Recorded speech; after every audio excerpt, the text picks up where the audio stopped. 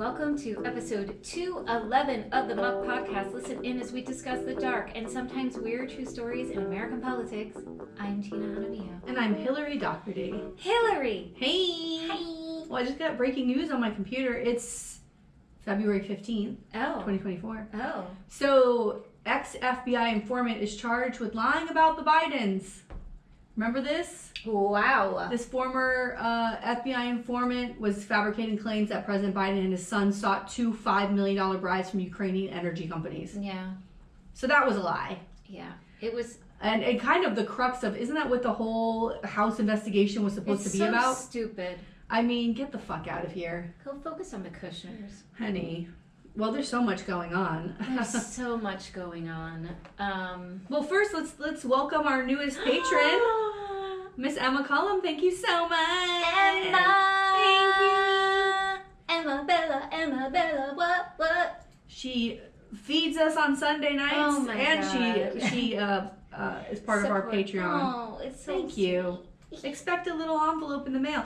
I still have to send Justin's. Oh my God, I'm terrible. I have to send Justin's thank you card. Oh. And stickers. Oh my gosh. Justin, keep an eye out. We saw Justin on Super Bowl Sunday, and he would come over. We were talking, and he'd come over and be like, "What's going on?" And I was like, "This is exactly what our text thread is with Justin. It's like throwing stuff out there. What's going on?" That was fun. Did you have fun with the Super Bowl party? Oh, I had so Tina much won. fun. Tina I won did. the grid, the boxes, and I don't know what I won. First of all, Tina walks up and she goes, "I'm gonna put down 6 and 9." I was like, "Girl," she's like, "I'm juvenile." I was like, "Yeah, that's right." And guess what? She fucking won. It pays to be a little bit juvenile. Yes, All right, yes. it's good. It's good. But we all got what we wanted. It was a very exciting game. Oh my God. We were bullshitting through most of it because it was 0-0 for a while, and then that last went into overtime. Oh my God, the most fun. so much fun. And then watching the Chiefs win. That's what I wanted. I just want. I wanted those after party videos, which I got. Of they're playing, the Chainsmokers were DJing at a party, and they remix songs and things like that. They were playing one of her songs. They played her song Love Story, and they had like remixed it like to this dance beat. And he ran to the DJ booth, and she was kind of like, there was all these people partying behind the DJ booth, and she was back there. And he turned to her, and they pointed at each other, like, "You belong to me, girl." Oh my God, how cute! I'm living for it. Living for it. Super cute. And we saw today that 1 in 5 people believe all the conspiracy theories that we talked about last time with Taylor Swift and the 1 Super in 5. Bowl. 1 in 5. That means if we randomly pulled 3 people off the street in front of my house right now, one of those stupid idiots. Probably. It's crazy. It is. Like that, and I said, we're doomed. We're fucking doomed. Like it doesn't make any fucking sense. It's over. It's over. Like we're done. We're done. And then, unfortunately, because it's America and we can't have anything nice, we have the shooting that took place during the celebration for the Kansas City Chiefs, and children were shot, a woman died, and I was so upset. I almost started crying because it's never going to end. It's never going to end. Like, this is our reality, that no matter where we go or what we do, we are in danger. Yeah. And we have to live in fear. And my youngest said, "Well, that's why I'm never going to leave the house anymore." Woo! This is what we're doing to kids. Yeah. We're scaring them. Yeah. Well, it was weird too because how can they not be scared? Recluses. I mean, I'm fucking scared. Trust me, when I go to the movies, I'm always looking. Always looking. I'm always looking. Like, if something happens, I literally, in my head, this is not a fucking lie. Especially if I'm there by myself with the kids, I'm mapping out which kid I'm going to throw these kids over the balcony to where, when you walk down to leave, I'm just going to tell them to jump the fuck over it and run out. Like, I don't know. That's always my plan. It's like, how do I maneuver myself out of here? Same. If I go to concerts. Yeah. Like, wherever I go that is a crowded place, or if I go to, even if I go like with, because my son does soccer, and sometimes we'll stop at, some local places or a mall or somewhere that I haven't been because it's far from where we are. And I always think about that too. Like, where are the exits in this place? It's unfamiliar to me. Yeah. What are we doing? Why is that even in my brain? I know. It's wild. Well, Manuel Oliver, who is the father of Joaquin Oliver, who was murdered. Did you see that? On Marjorie Stoneman Douglas. So yesterday, on Valentine's Day, February 14th, was the 60-year anniversary of that shooting.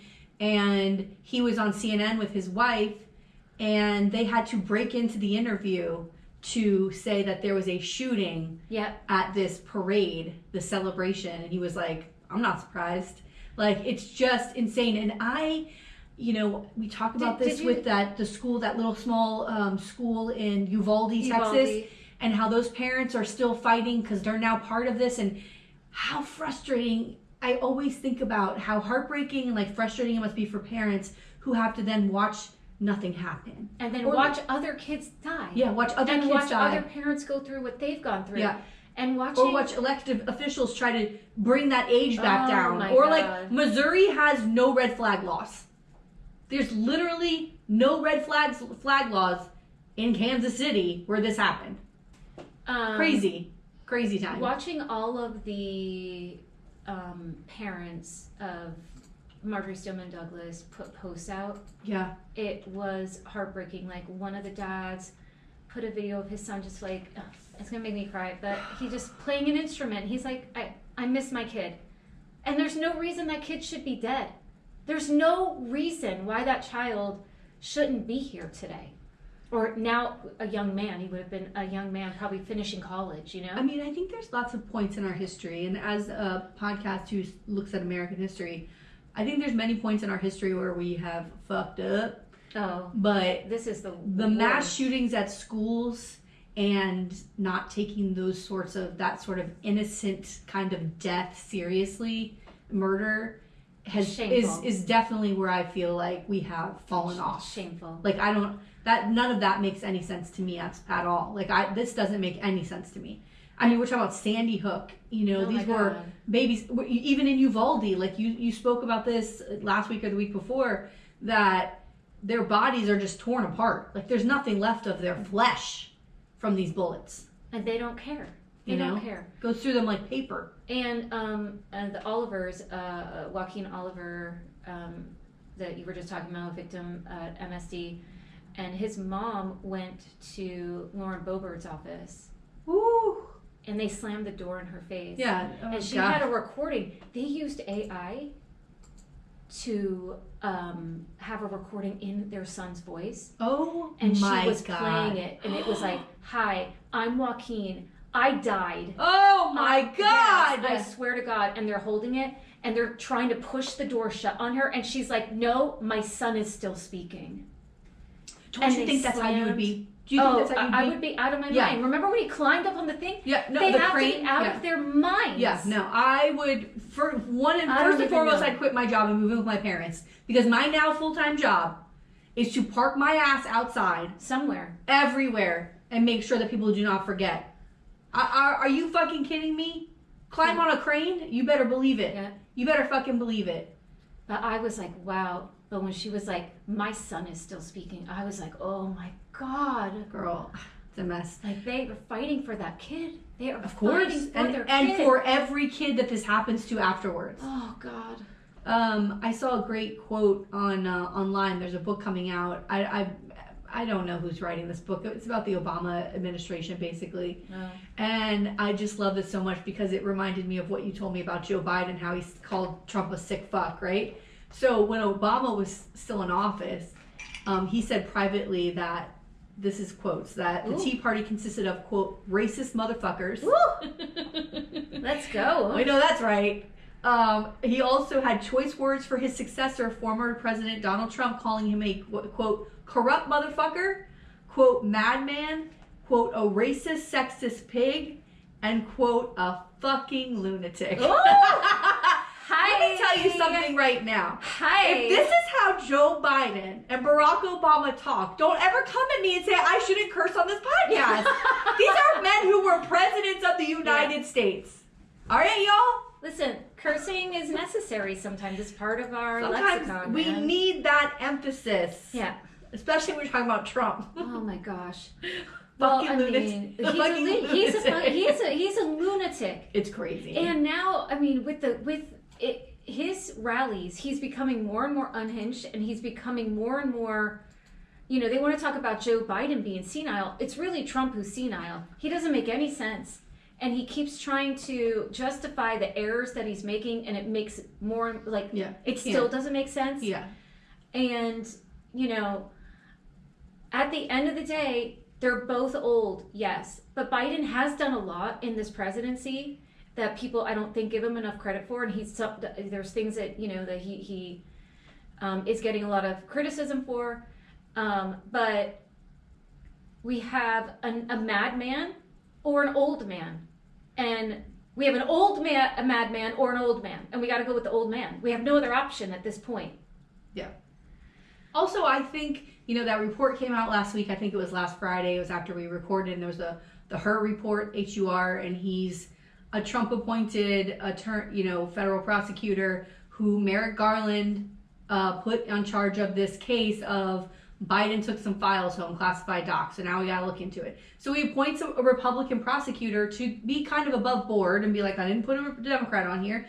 And the report comes back that Biden didn't do anything wrong, but this guy decided to add other things to the report, which I don't even understand. One, it's just a political hit job, doesn't deserve to be there. Why Merrick Garland allowed this to happen, I have no fucking idea, but he should not have a job come mid-November 2024. He will not be reappointed to that fucking post. Nope. You dumb fucker. Oh my God. Anyway, he just said some terrible things about Biden's age and how he seems senile and all this shit. Like, I don't know, where did you get your medical degree, sir? You know what I mean? And of all these people who work with him in the White House, all the people who are House members and senators who meet with Biden on a regular basis, if he was behaving and we would hear fucking about up it. you would 100%. Dianne Feinstein. We hear about it. Exactly. You'd 100% hear about it. I trust and believe that Joe Biden is healthy enough and has sound mind to be president for the next 4 years. I 100%, my hands to God, believe that. I do. I do too. But I also believe that if Trump is elected, that'll be the last election we ever have in this country. Yep. We'll never have another free and fair election. Oh my God. Okay? I don't even know where we'll go. His daughter-in-law, Lara Trump. Oh yeah. He's been nominated. He nominated her for co-chair of the Republican National Committee. Yeah.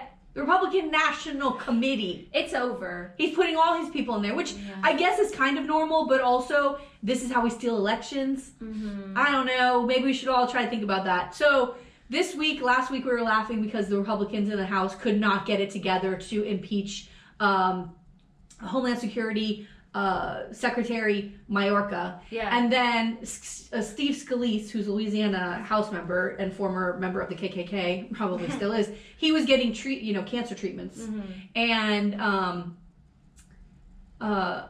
he wasn't there last week. Yeah. So they hurried him back up this week, and they were able to impeach Mayorkas in the House. Guess who wasn't there though? Oh, don't even start with me. Lois Frankel and Mask, but they were going to vote again. They would have zeroed each other out. I know. They got stuck in an airport. But still, girl, don't get me started. I read the article this morning and I thought, girl, I'm sick of it. There's a lot of people. Let me tell you something. I'm sick of it. I heard something this week. I will not repeat here. I don't know if you heard it at the same place when I was being told this, but it just goes to there's people who want to run for things and there's people who won't get the fuck out. Oh yes. And I don't understand what you're still doing there at this point. Yeah. You look fucking ridiculous. Yeah. Just get retire. out. And I'm not talking about they're 50. You're in your 70s, your 80s. Get the fuck out. And get how out. many times do we have to scream "Get out"? How many times? We had an episode called "Get Out."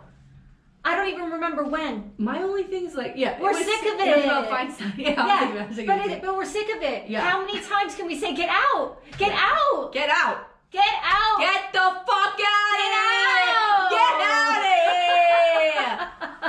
Fucking A. What do we gotta do? Find you dead in your office? Mid-sentence on a memo? What the fuck are you doing? Get out. Why would you want to even be working? I'm 45. I'm 30 years younger, and I want to stop working. Me too. Why wouldn't you want to just retire? I want to retire now. Doesn't that sound so nice? Oh, I can't wait. Sometimes I talk to my mother on the phone. She goes, "Oh, is it Wednesday?" I'm like, "This bitch don't know what fucking day it is, because she don't have a motherfucking job. She's retired, gleefully in the garden pulling fucking day.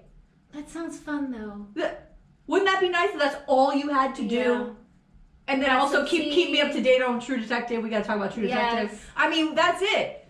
Oh, it's Wednesday? I'm like, yeah, I got to get back to work. I got to put the rest of my fucking time in. Crazy. It's crazy. I wanted to tell you, okay, because I kind of feel like I'm maybe a genius, but Oh. I watched an interview with Christie today on a liberal like podcast, and he was talking about those court cases, and he said that he also doesn't think that the Supreme Court is going to take up that DC Circuit case, which is the one where they said a president can be tried for criminal acts while in office, and they put out that answer, and they said that he could be tried, and that he was supposedly going to try to appeal it to the Supreme Court. He said that he doesn't think the Supreme Court's going to take that case because it's very airtight. And when there's something that put together, they won't touch it. Yeah. And so I really think that that's going to be the case. And if that's the case, then that trial will start end of March, April. Okay? And we just got another trial date. It's going to be in March 25th in New York. It's the one about, I think it's the... Stormy Daniels bribery case or something like that. So here's my question, and I feel stupid for not knowing this. What is the end-all be-all filing date for the presidency? Oh, I don't know. Let's see. They have to go to the convention. They have to go to the convention. So their convention, let's see. By the way, it's hush money. Remember where they tried to pay her hush money to Stormy Daniels? Oh, it's in July. Okay. So by July... then we should know that when he's the candidate. Okay, but he's gonna have like at least 2 cases going during that time. Right. He might not get to the convention to accept the nomination. So the cases are gonna take a while. I mean, this maybe, is gonna take a while. Maybe. So July rolls around. He gets the nominee. Cases end up, moving forward. What happens if he's found guilty? You know what I mean? Like, say, like, an insurrectionist cannot hold office. Yeah, so convicted insurrectionists cannot hold office in this country. That was the whole thing about Article 19. Right. So what happens then? Do they not have Article a candidate? 14. Do they not have a candidate to put up? Oh, you know what I'm saying? Yeah. Like, when the ballot comes out, his name is already on the ballot, but now it's Article 3 of the 14th Amendment. That's why Nikki Haley won't go away, Tina. Yeah. Because she's waiting. She's waiting in the wings. Yeah. Because I hate polls. But this is the thing. Yeah. All this shit goes down. Now Nikki Haley last minute gets thrown in. Now we have a problem. That's what I'm saying. This is not good. This is not good for Joe Biden. Okay, that's not good for Joe Biden. So now I'm like freaking out because it's like, do we want Trump to stay in as long as possible? And I don't see how Trump doesn't get this nomination. I know. But he's going to get the nomination, but I'm saying if he gets the nomination, and now here we are September, October, and he's found guilty of something, and now he can't run, can Nikki Haley get thrown in as a Hail Mary? Yes, because from the floor of the convention, now this is something that we've done these before. From the floor of the convention, this used to happen in the 1800s, where all of this was decided at the convention. It wasn't like we're down to the one man. After the convention. I'm saying convention is in July. Ballots are printed. I have no idea. Fucking October. I have no idea. Like, what happens? I don't know. It's never happened before. I have no idea. So that's where I'm curious. He could be on the ballot, but even if he gets these votes, they can't count because if you are tried and convicted of being an insurrectionist against the United States government, you cannot hold office. Oh my God. But they can't, but then it goes back to what you said last week. They can't probably make that decision,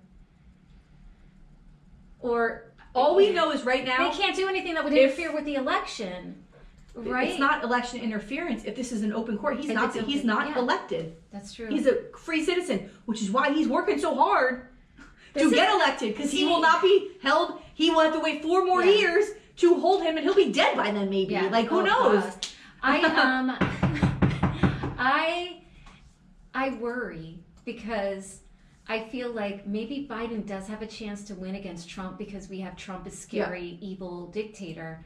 But I don't know if he can win against Haley, and then we're fucked again. Yeah. Well, I mean, that's the whole thing, too. It's like, oh my God, I don't know what to do. I know. All of the polls that say anything about Trump, if his numbers of like who will vote for him goes like plummets if he's got a felony conviction. So that's another reason why we really need this answer. You know, we really need it because there's people teetering, and if they'll go the other way, that would be great. Yeah, but they may not go to Biden. They'd go to Haley. I don't know. I don't know how Haley's going to hang in that long. There could be a hit. Listen, that's what Christie said in this interview today. He said he's absolutely never going to vote for Trump, but he will not say he's going to vote for Biden because he doesn't know what's going to happen at the convention. He's like, ask me at the convention. So that says to me that there is a plan. Because he said if Joe Manchin was the nominee, he'd vote for Joe Manchin. So like, I don't know. It's wild. And I do have comfort that Joe Biden is our candidate. Like, I have comfort that this is not my fucking party. Thank God. Thank God. I can't. Okay. Is that enough? That's enough. I'm stressed out. I'm already stressed. Yeah, it's fucking crazy. Thank you. And the thing that we always know is like, you know, remember when George W. Bush was in office? I'm sure you can't forget. And then people wanted him to... And people wanted him charged with war crimes because we went into countries we invaded countries that we shouldn't have fucking been in based on false information. People wanted him tried for war crimes. Yeah. And of course, I'm sure they tried at the time, but he couldn't because that was him operating as the executive, the commander-in-chief, right? That's part of his duties as president. What Trump did is not. Right. That's the big difference. And the greatest thing about Trump and the biggest gift he could ever give us is he don't know when to shut the fuck up. And especially like Twitter. Remember the insurrection. Remember. By the way, I also want to remind you that his chief of staff at the time during the insurrection, that last chief of staff, was Mark Meadows. Okay? Oh. He has been granted immunity in this case. Ooh, he's going to spill the beans. And he is working with the prosecution. And let me tell you, this motherfucker has the office right next door to Trump. And we already know from that Cassidy girl, I can't remember her last name right now, tall, beautiful, brunette. She worked there too, closely with Mark Meadows, and was saying everything that happened that day of January 6th. And she was saying, Mark, like, we can't allow this. And he's like, well, we got to tell him basically what he wants to hear. And she was like, what the fuck is, like, lost total respect and was like, we're out. Like, we can't do this kind of thing, right? Anyway, he's got immunity. He's working with them. I think on the Georgia case, he's working with them on the insurrection case. He's done. He's fucking done. Well, I just need a jury of his peers, fellow Americans, to find him guilty of that. We need to protect these people and keep them in a locked room, maybe not even in view of Trump, to be honest with you. I don't think anybody should know who these fucking jurors are. No. Their lives would be in danger. No.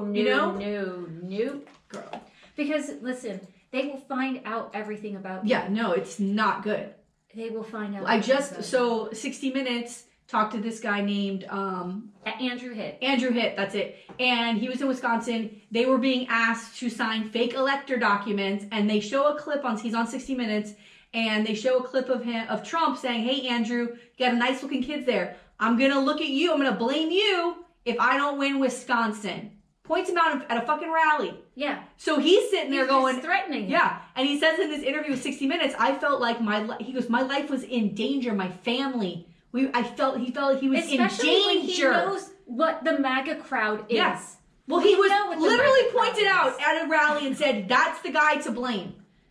This is fucking crazy. And the thing is that we know that if Trump gets elected, he's going to go after his political enemies. Yeah. He's already said that he's going to team up with Russia. He's already said he wants to go against NATO. Like, what are we talking about here? I told Russia what are we talking about yeah. here? If these countries don't pay their dues to the UN, they're supposed to pay like 2% of their dues or something. If they don't pay, I'm going to let Russia do whatever they want. Yeah. This is whose side? Why don't you go back and watch Rocky 4? Okay? We're not friends with the Russians. I will break you. I will break you. That's what they want to do. We'll break everybody. We don't need to pair up with this guy. If he dies, he dies. If he dies, he dies. All right. Are you ready? Oh, Apollo Creed. Oh. Yeah, those the Creed movies are great, by the way. His son. Yeah. And you know that guy's so cute.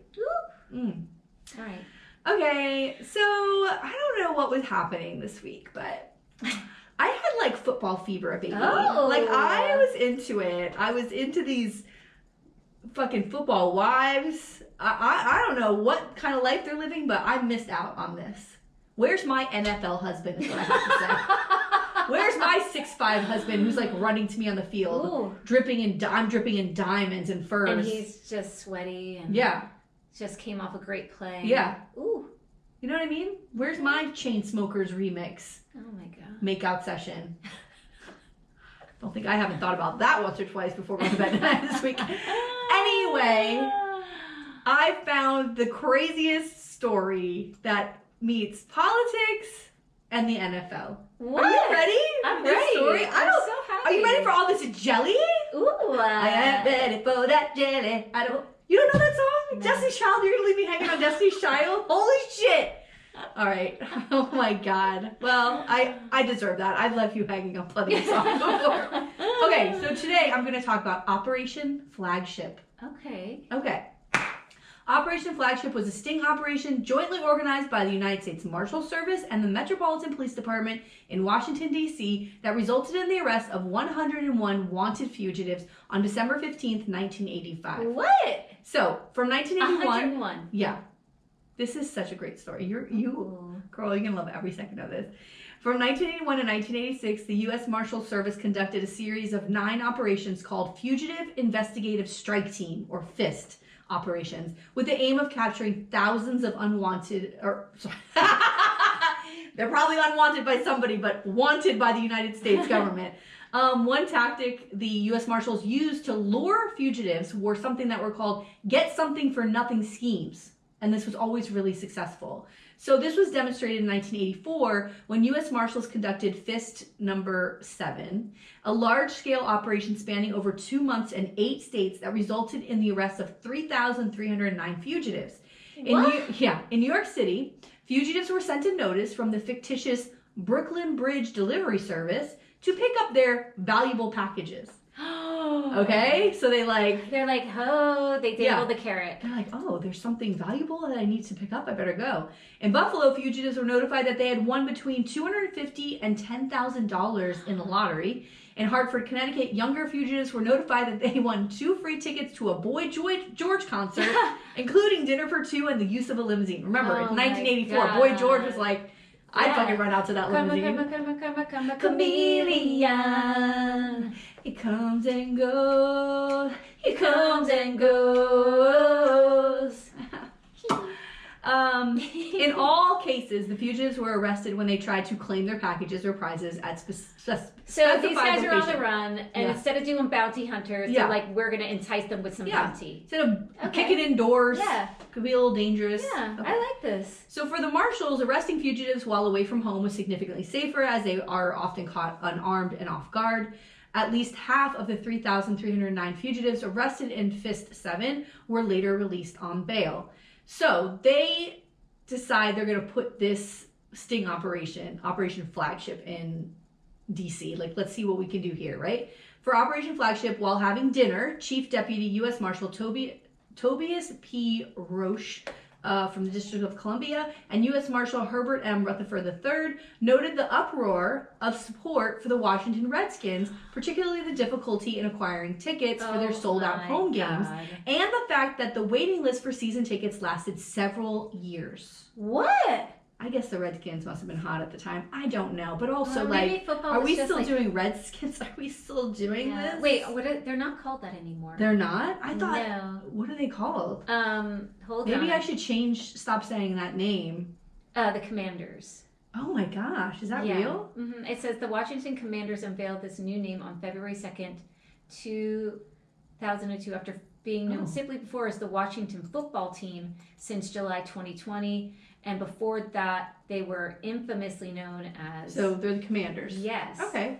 I like this. Yes. Good job. So good formally job. known. Progress. Yeah. So particularly the difficulty, blah, blah, blah, I get to take it. They particularly focused on the much anticipated December 15th game between the Redskins, the Commanders, and the Bengals.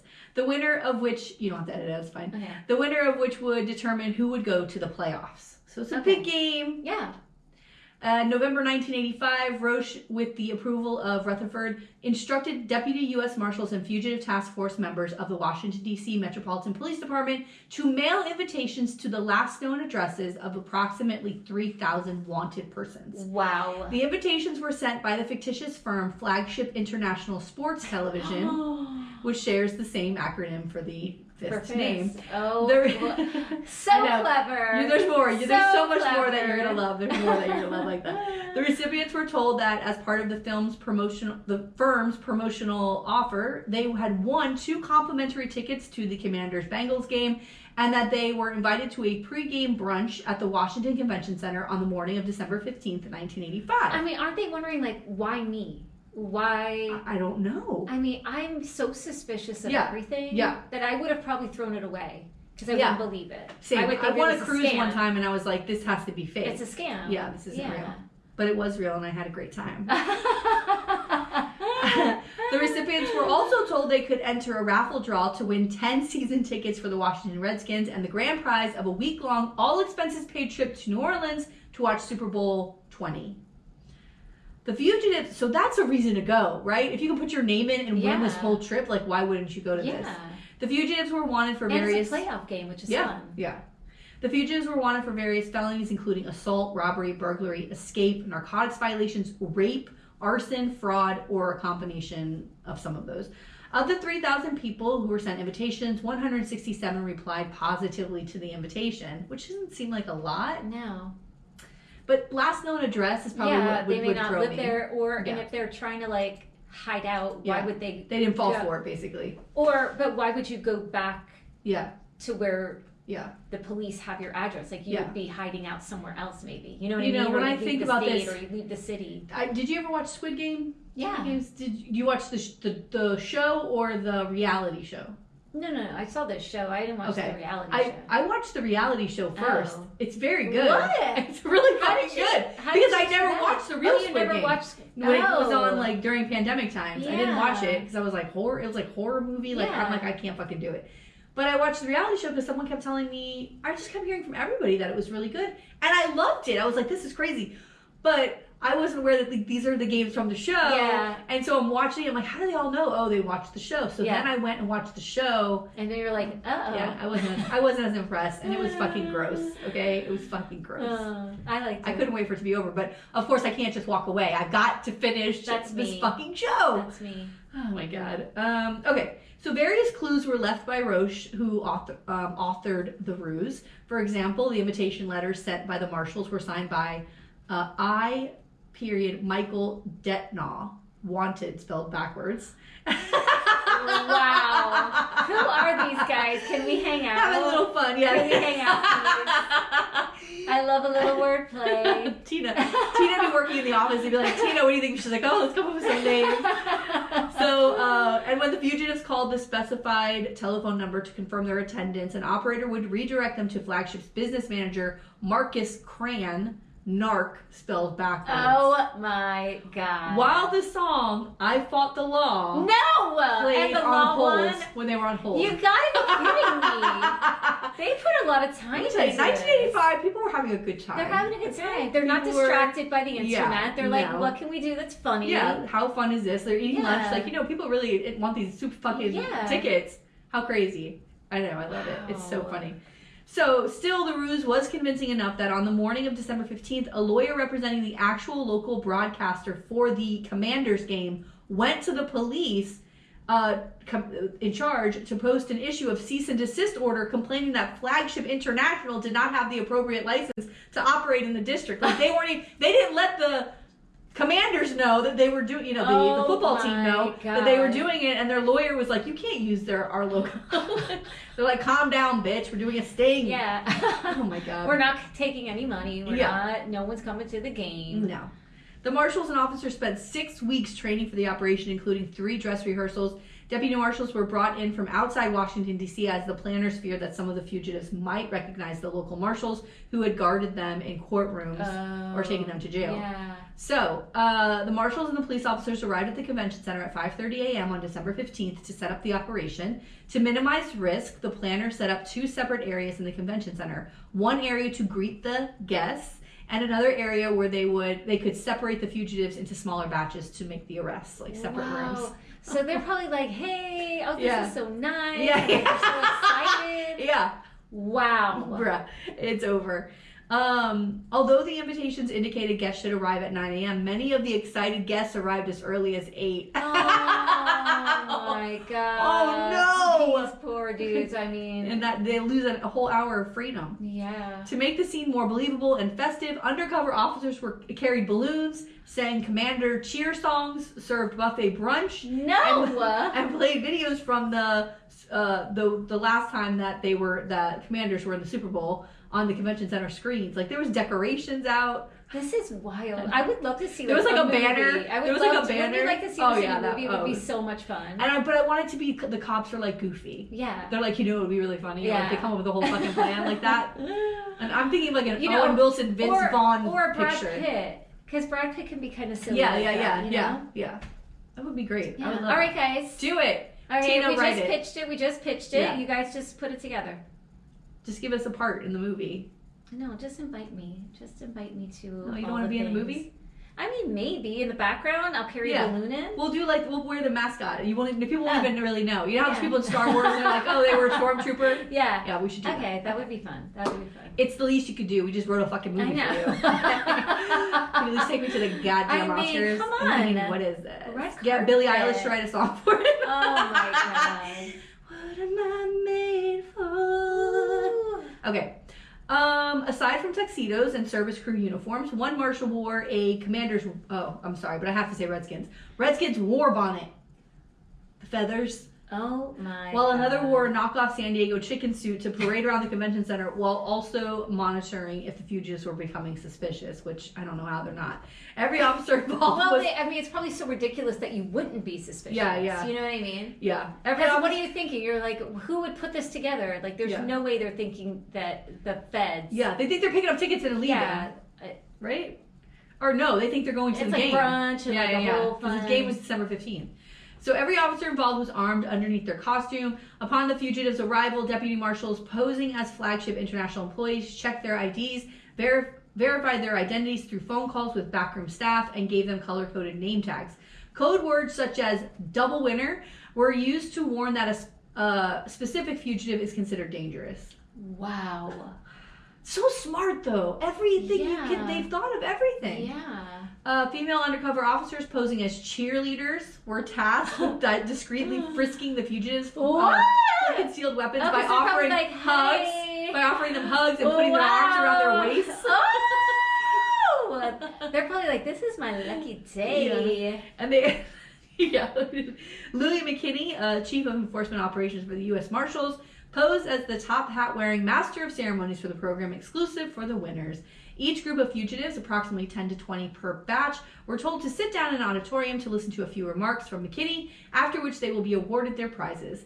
Upon mentioning the signal word surprise, 25 members of the Special Operations Group, commanded by the late Deputy U.S. Marshal William F. Deegan Jr., wearing tactical gear, would storm the auditorium and quickly surround the fugitives. Wow. They were then handcuffed and escorted outside to awaiting buses. A total of 101 fugitives were arrested by the end of the operation. Wow. Incredible, right? And I wonder if they staggered the time. Like, let's have like a batch of this come at this time and a batch of this come at this time. Maybe. You know what I mean? Yeah. To not have all 100 of them there at the same time. Oh my God, I just can't imagine. This is amazing. Where's Johnny? He was supposed to go get those tickets. Where is he at? Called you. He better not have gone to the game with someone else. Yeah. God damn it, Shawnee. I've been waiting for you. But honey, if your boyfriend's a fugitive, you got more problems than Super Bowl tickets. Okay? I mean, my God. There was this girl that was on Judge Judy, and she was suing her ex-boyfriend because she paid for his, I don't know, something for jail, like a probation, I don't know, something. His bail or something? Maybe. And Judge Judy reads the charges. He had been arrested for domestic violence against his ex-girlfriend before this woman, and had like a $20,000 bond. And Judge Judy's like, do you know how badly he had to beat that woman to have that sort of bond? And he had a new girlfriend there, and the other girlfriend's there. She's like, what's wrong with you guys? Did you even ask him? And she's like, and you have him. What a winner you are. I was like, oh my God. But like, is that a question you would ask somebody? Have you ever been arrested before? I don't think I've ever asked someone that. Because I just assumed that they wouldn't be. Yeah, right. You know what I mean? Right. Ooh. I know. Bad news bears. Okay, so reporters from CBS and the Los Angeles Times were specifically invited by the marshals to document and publicize the operation, which I don't know why you'd want to do that. Like, well, probably just they want to show off, like, look what we did. I guess, because now you can never use it. Oh, okay. I mean, yeah, because then word's going to get out. Yeah. Like, right. that these 100 guys, that's a lot of people. I just feel like this is like wanting to be in the spotlight. Yeah. I don't know. Stanley Morris, the director of the U.S. Marshal Service at the time, credited the media coverage for boosting the organization's profile with the general public. 2 days after the operation, an editorial by the Washington Post enumerated the criminal records of the arrested fugitives. Quote, 15 warrants for assault, 5 for robbery, 6 for burglary, 4 for escape, 19 for bond default or bail violation, 18 for narcotics violations, 59 for probation on or parole violation, and 41 for a variety of charges from rape to arson to forgery. Jesus. Yeah. A lot of bad guys off the street. Wow. Yeah. The total cost for Operation Flagship amounted to $22,100 or $218.81 per arrest. That's like nothing. That's actually not bad. Yeah. Compared to if they like busted down a door or like they had to like for one person, you got to bring 20 people to go through one door instead of having and like or you're shooting and and it becomes chaotic. Yeah. In comparison, the U.S. Marshal Service typically spends an average of $1,295 per arrest. So it's like $1,000. They saved money. They amped up their cred with the they got to be creative. They were creative. Have fun. Yeah. I like this. I want to hang out with this crew. I know. We were babies though. Yeah. Probably dead now. Sorry. What? I'm not though. Well, they might be retired. Yeah. Hi. Hi. This would never work on me. Even if I'm a fugitive. If you send me a paper saying that I'm going to win tickets, I'm going to go, I don't want to go to a football game. What if they sent you just won backstage passes to Boy Genius? Don't do it. At Phoebe Bridgers. I would go. You would go? Yeah. Then you'd be arrested. And they'd arrest me and I'd say, good on you. Yeah. You deserve this win. Because you tricked me. They'll send like a little tooth. By the way, you've done your homework. They'll send a little tooth. Tina knows about the tooth? Tina knows about that tooth? Listen, I know what's going on. Wow, I'm shocked. They're going to send all the stuff and then you're going to be like, ooh. Yeah. No, that's how they're going to get it. And they should win at that point. If they've gone on my Instagram for 2 seconds, they would know. She's insane. I'm writing down little tooth. She's crazy. 2 of the marshals involved in the operation, Louis McKinney and Stacia Hilton, one of the cheerleaders, went on to become directors of the U.S. Marshal Service. Wow. Writing in 2019, authors Jerry Clark and Ed Palatella described Operation Flagship as, quote, one of the most legendary and effective in the history of the United States Marshal Service. Wow. And, quote, they attributed its double success to the sheer number of fugitives caught in a single operation while also avoiding the dangers typically associated with capturing them at home or on the streets. That is such a fun story. Operation Flagship. I love it. I only wish I had done it before the Super Bowl. No, this is good. If it had come out. Good. People are still excited about football. Right. How can you not be excited about football? Here's what happens in the conversation when you're at a Super Bowl party with people who there's like watch football, 2 straight guys there. I felt so bad for James because then we're going into overtime and we're all like, what happens now? And James, like, as the token straight man in the room, is like, here's what's happening, guys. And we're like, he's telling us, and I'm like, all right, but tell us when it's going to happen. Like, let us find out. Oh, it was so funny. He was like, this could happen or this could happen. Yeah, I'm already confused. It's a touchdown.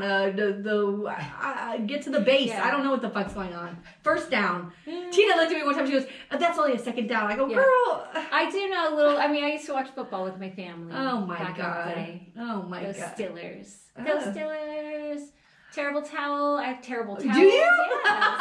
What do you think? This is news to me. Oh yeah, we used to watch football all the time. I have to tell you, my family where I grew up, we were they were Miami Dolphins fans. Oh. Miami Dolphins, number 1. Something like that. Yeah. Meanwhile, never has happened. They've never been number 1.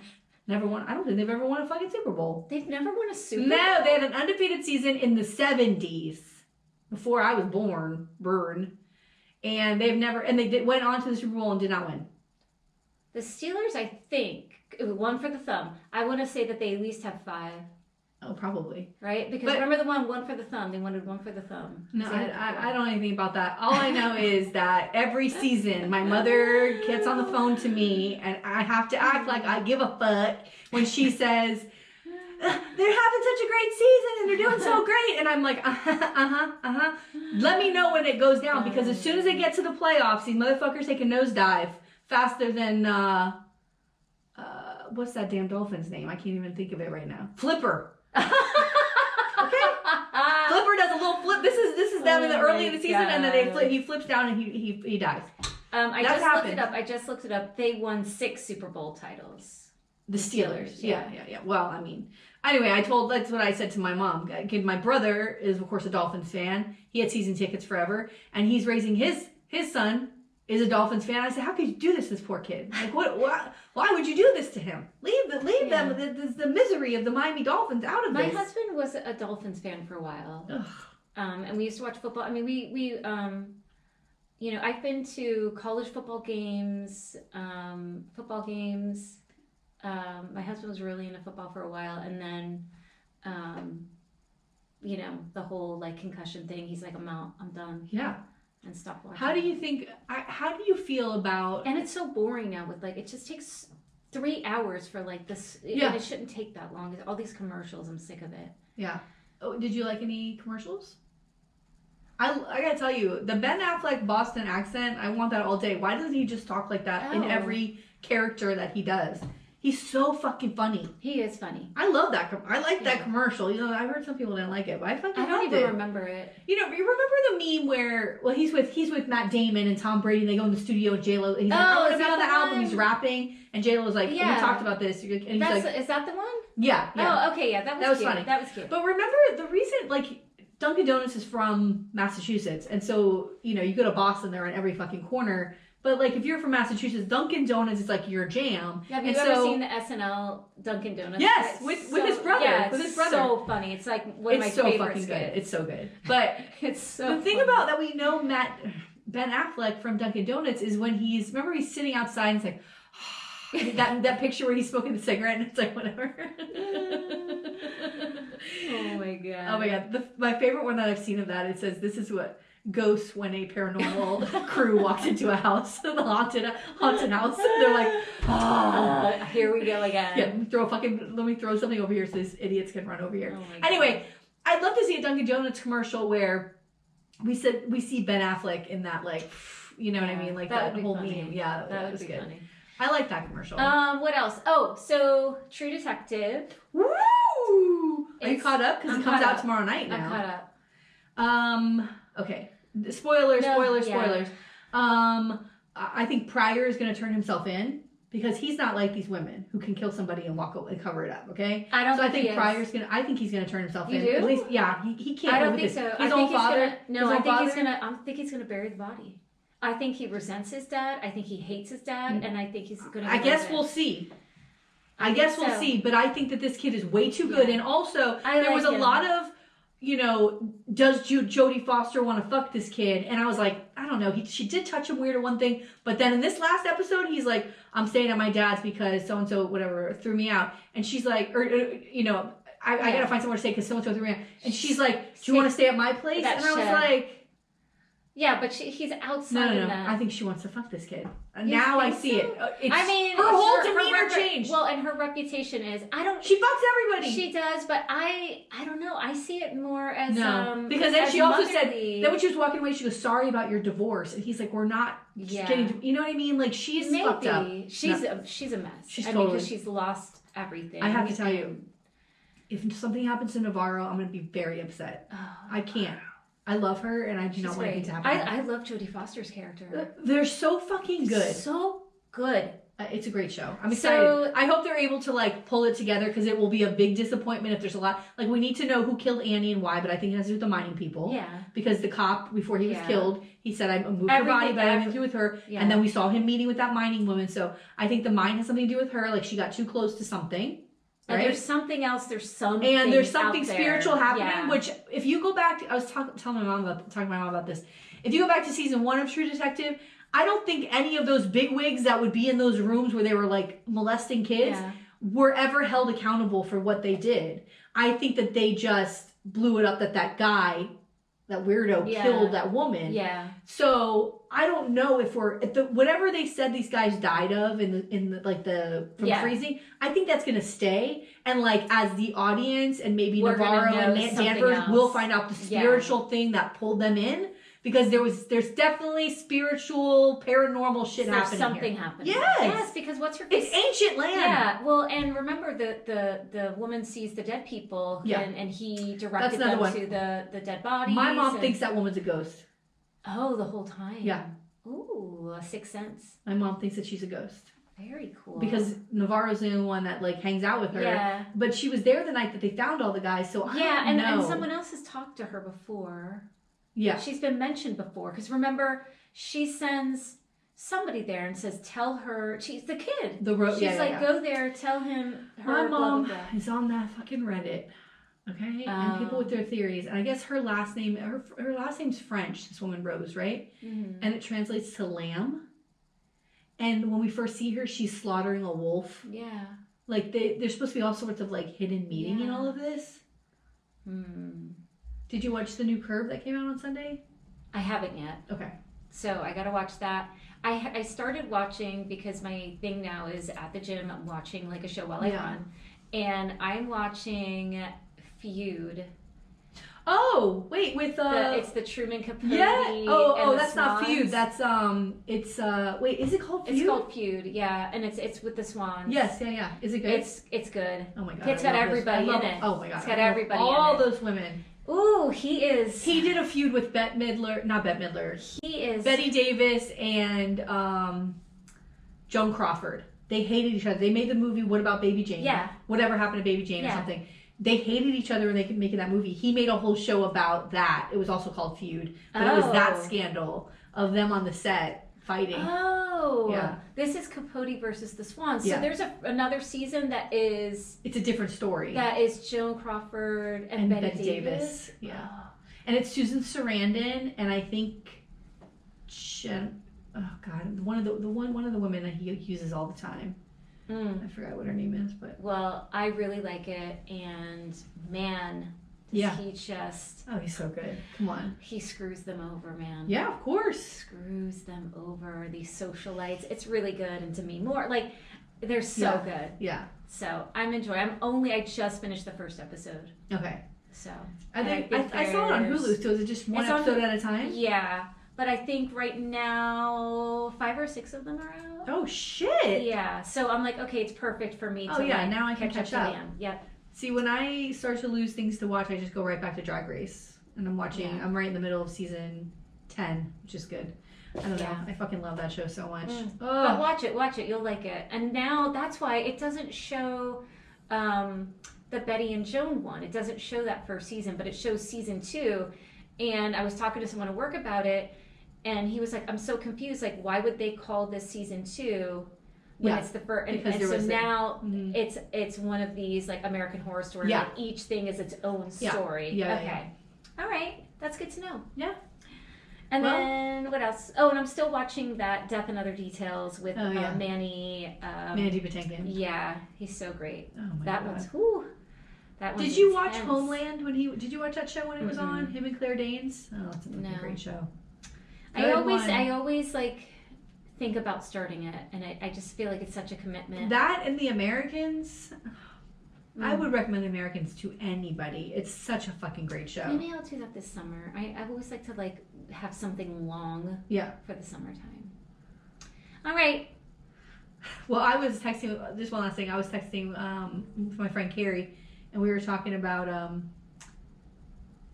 True Detective. And I was like, you know that was Rusty Cole's dead daddy. And, like, I texted it, and I said, I said daddy from the Righteous Gemstones right now. And she goes, I heard it! I was like, yeah.